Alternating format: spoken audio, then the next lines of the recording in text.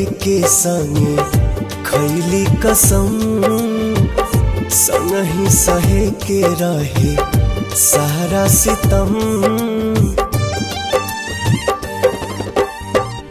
जिए मरे के संगे खैले कसम, संग ही सहे के रहे सारा सितम। उहे जान भैली अनजान, कहे पूछ के बतावा तनी चान। हे चान दूर कहे भैली हमर जान।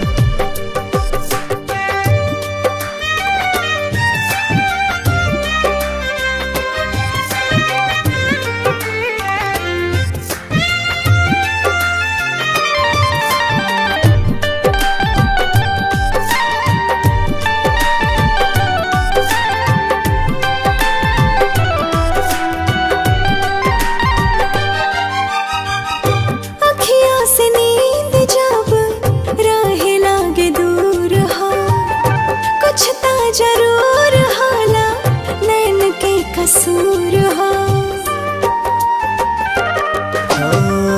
काहे के प्रीतिया बनौले भगवान हो, प्रेमी सतावल जाला बाटे परमान हो।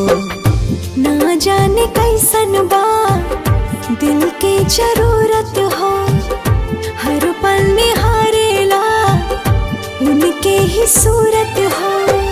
टूट गइल सारा अरमान,